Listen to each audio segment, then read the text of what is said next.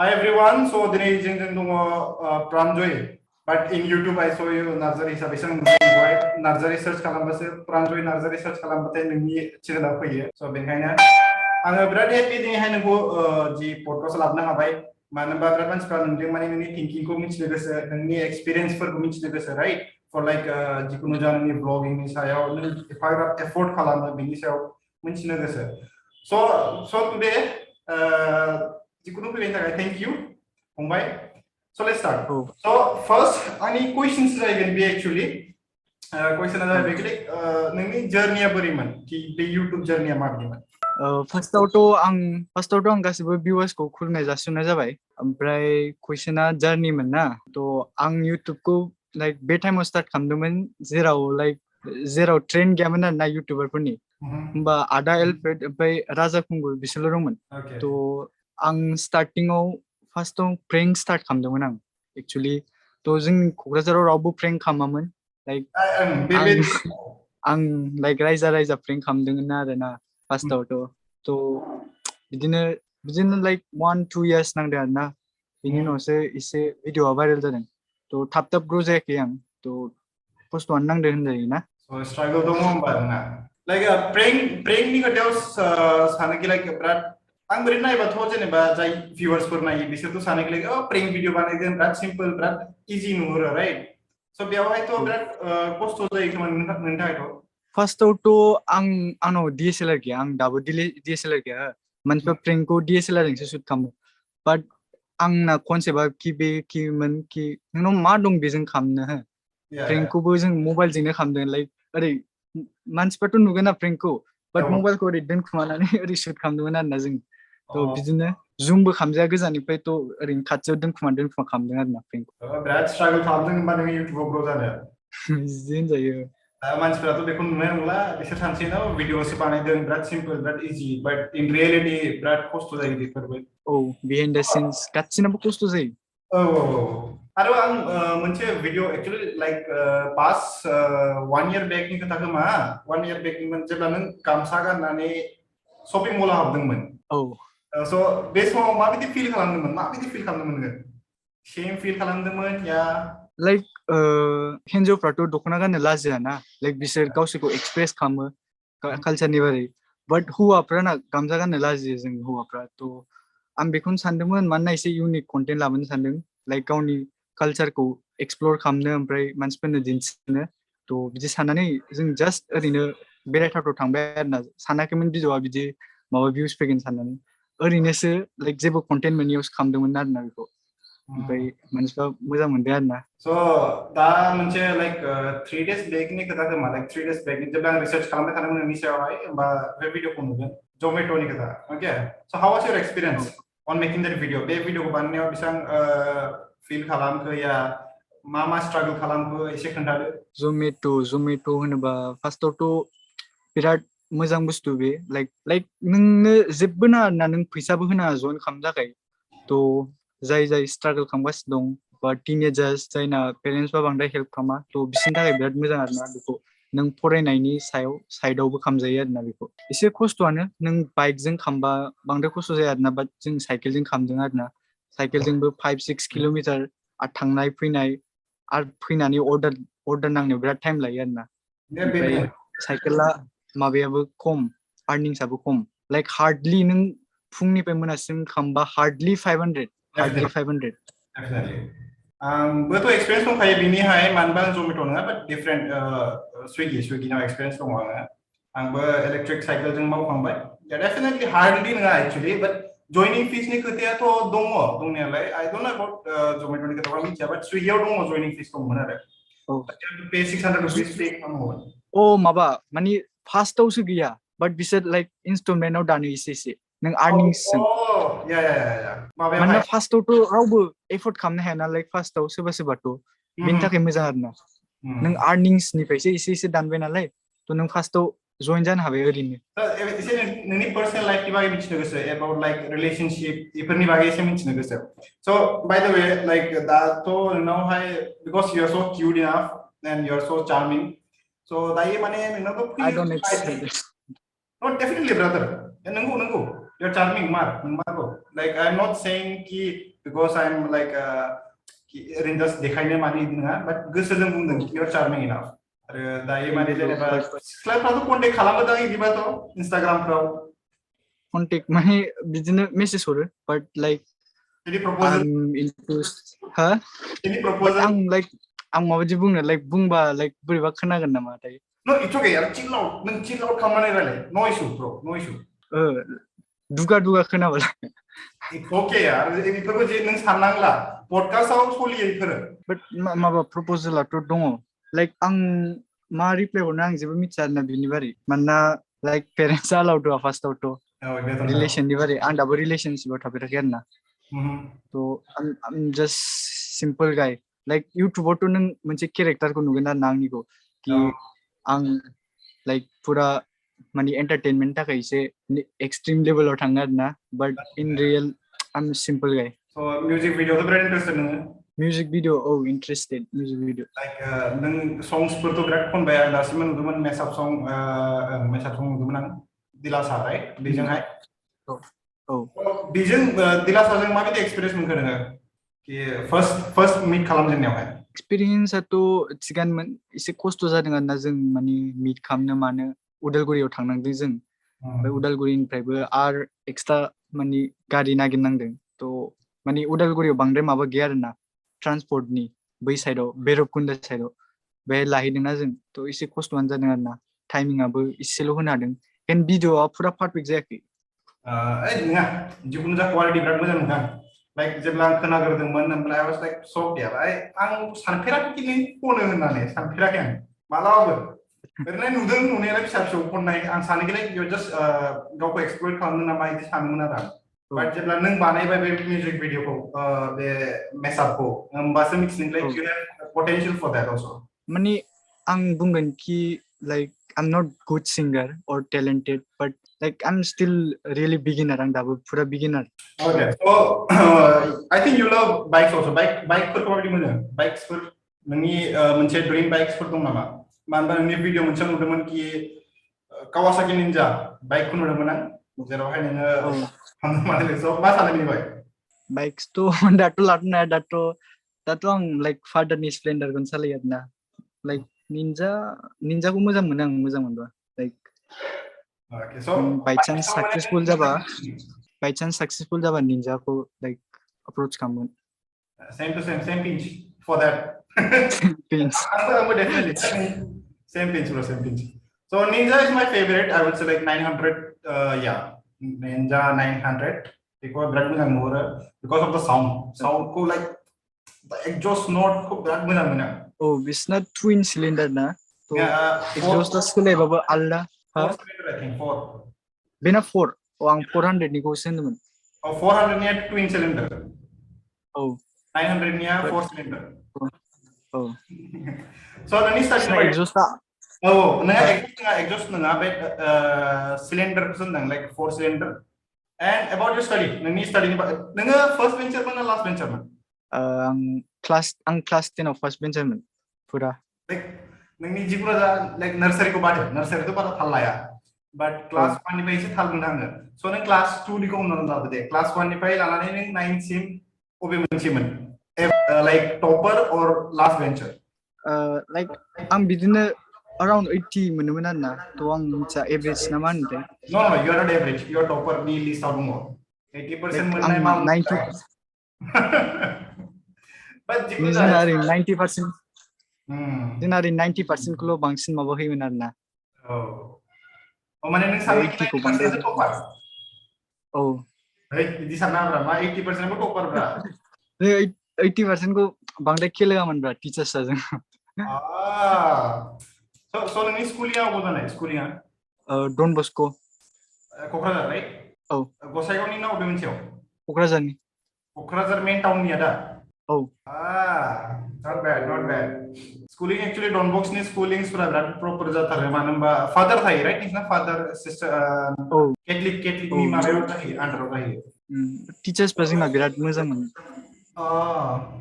so like about आं मोनसे कुइसन सोंबावनि क्रसफोर दं नामा like any YouTuber नि गेजेराव cross any girl or something like that for fun सो सोंदों माबा स्कुलाव दंमोन आरोना जेला क्लास 6 7 आव जों फुरा फ्रिमोन लाइफआ स्ट्रागल नङामोन आरोना फुरा बिन्दास स्कुलाव थांदो फैदो फरायदो होमबा बे समाव दंमोन क्लास 6 7 आव दा मिथिया माइन्डसेटानो एसे सोलायबाय आरोना डेफिनेटली एसे ग्र' जालांबाथाय मेच्योर जालाङो दिमागाबो एसे लासै लासैनो स' क्लास दंमोन होनबा नोंनाबो स्कुलावहाय स्कुलाव दंमोन Yeah, definitely. Me too, bro. Me too. Same to same. Like स्कुलाव थाखायो आंनिबाथ' basic खोथा स्कुलाव बयहाबो थाखायो definitely. So कलेज अबाव फरायनाय कलेजखौ? कलेजआ science college Kokrajhar science college okay science college yeah definitely. So नोंथ' स्ट्रीमखौथ' साइन्सखौ लादोंमोन? Okay, नोंनि फेवरेट स्ट्रीम बुंदो लाइक साइन्सखौ गारनानै in this board okay like arts and the commerce निफ्राय if you have an option okay like साइन्सखौ गारनानै खालि बे मोननैल' ऑप्शन मोनबा नों माखौ चुज खालामोमोन?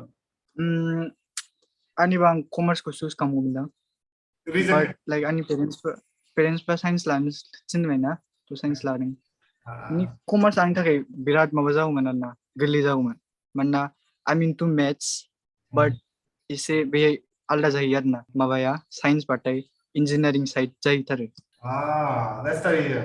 थिगानो दं. By the way, do you have any relationship right now? Relationship दं नामा नोङो दायो? Disclose खालामना नाम साबजेक्टबो खोन्थानाङा. आं रिलेशनशिपआवनो थाफेराखै good. लाइक आंनि फ्रेन्ड्सफ्रा साजेस्ट होबाय थायो आरोना माने बिराद माबा जायोनो मा होनोथाय Waste of time. टक्सिकबो जायोनो सोरबा waste of time but like सोरबा मोजां मोनबाथ' मोजां दे बाट आं नुदों आरोना सोरबा 3-4 इयार्स जाबाय पुरा मोजां रिलेसन होमबाबो माबा सिम्पल रिजननि थाखाय माबा गारलायनाय आरोना थ' दाथ' आंनिबा दाथ' नांथ'आ Yeah, like literally माने नोंनि कमेन्ट्सफोरखौ फरायो okay like literally जेब्ला आं रिसार्च खालामदों for 3 days okay नोंनि सायावहाय रिसार्च खालामदोंमोन भिडिअस नायदों इन्स्टाग्रामफ्राव बादो मानोना इउटिउबार हिसाबै आं इउटिउबावल'सो रिसार्च खालामदोंमोन so there is some comments okay मोनसे मोननै comments दङ जेरावहाय like there are many girls जायहा नोंनाव crush दङ आरो what do you think about that आं मिथिया आं माबायदि रिप्लाय होनो बेखौ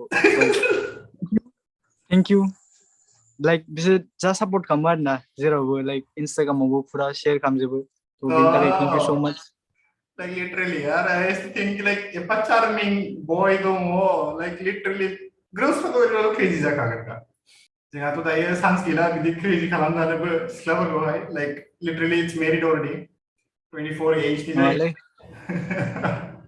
age is just the number yeah definitely you're right yeah literally you're right okay so let's go next के दायो नोंथ' बिराद इउटिउबार्सफोरखौ लोगो मोनबाय एबा बिराद फिल्म जाय फिल्माव दङ बिसोरखौबो लोगो मोनबाय राइट फर एग्जाम्पल लाइक रिया जाहैबाय एन्ड युगो नोङो प्रिमियारावबो थांदोंमोन बे खिथेर ना मा होनो खिथेराव या दा प्रिमियाराव थांदोंमोन थ' बिनि एक्सपिरियेन्सखौ एसे शेयार खालाम फार्स्ट एक्सपिरियेन्स शेयार खालाम फार्स्ट एक्सपिरियेन्स लाइक गासिबो मानसिफ्रा हाम्बल आरोना इन्डास्ट्रियाव जे दं आब' रियायाबो बिराद लाइक हाम्बल लाइक सिस हाम्बल ओमफ्राय लाइक फिल्मा इमप्रुभ जालांगासिनो दं आरोना बर' इन्डास्ट्रिया थ'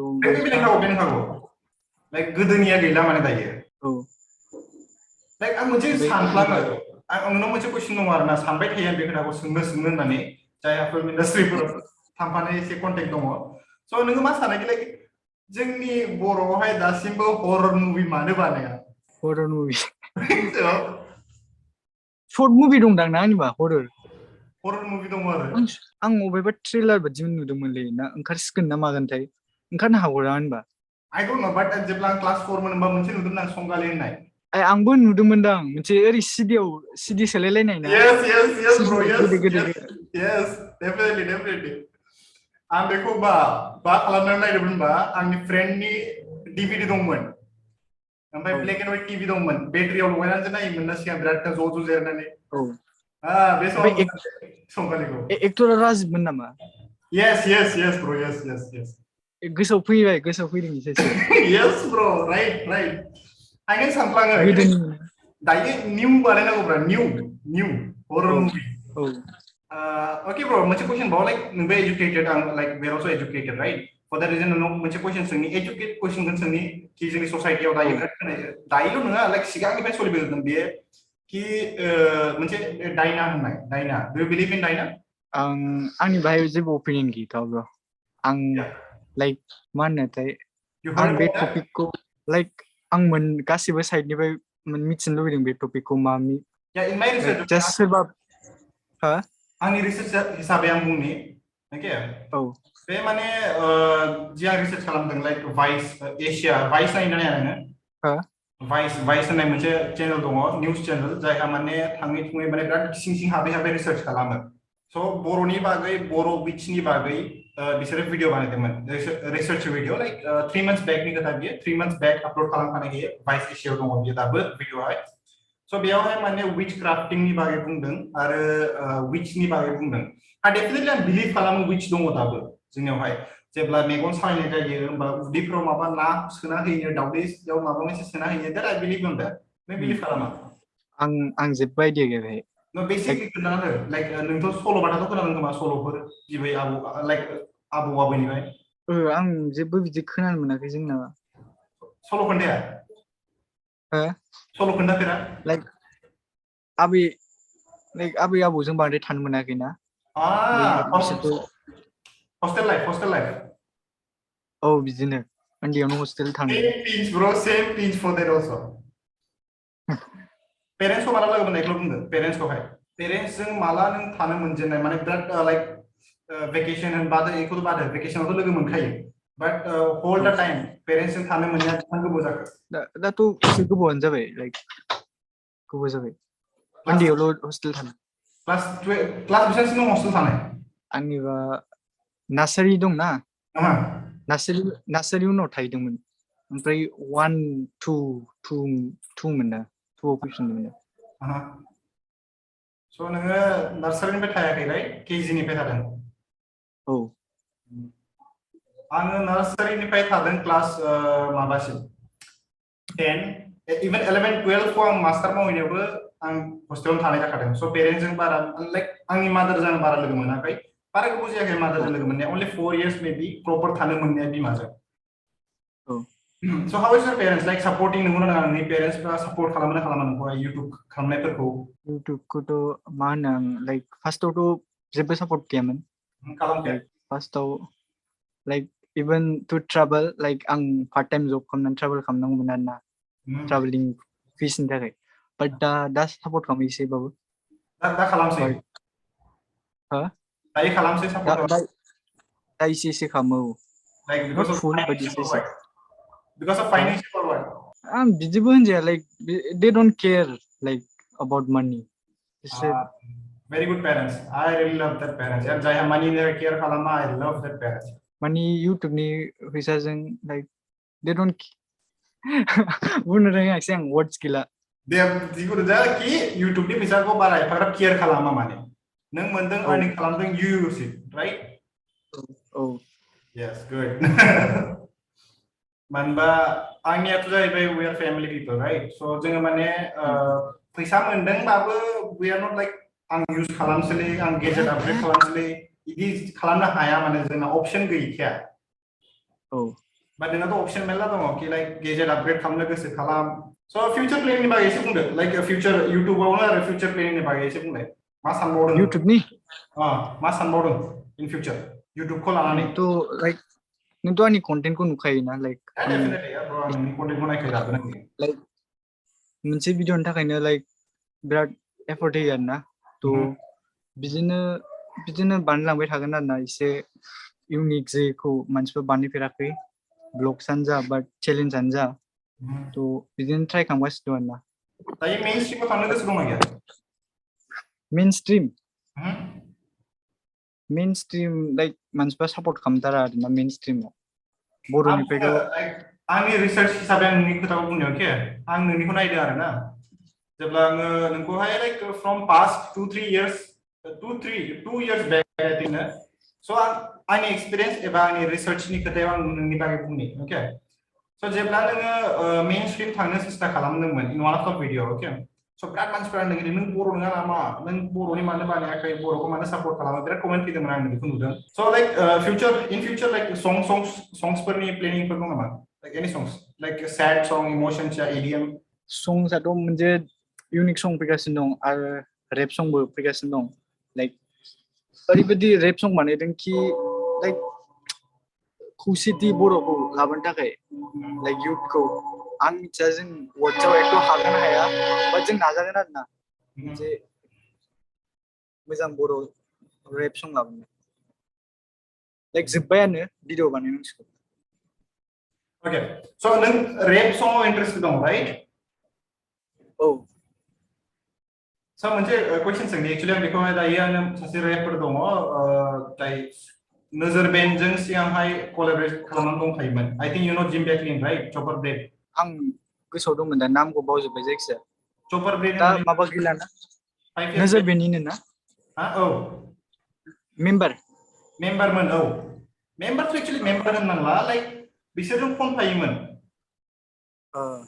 जिम बेकलिन मानिथ' होननाया औ फन मोननायाथ' गोबाव जायाखैना थ' बिसिनिखौ माबायावल' खोनासंनो आइपड फैयोमोन ना ओरै फिसासानो Okay, okay. थ' आं खालि MP3ल' खोनासंनो मोनदों भिडिअ नुफेराखै नोजोर So गोदोहाय हिप हप कालचारनि बागै मा बुंगोन जोंनि बर'आवथ' सलिखाया डेफिनेटलि सलिखाया दाना बारा खोनानो मोनला बारा सलिखायानो बे हिप हप होननाया What do you think about that?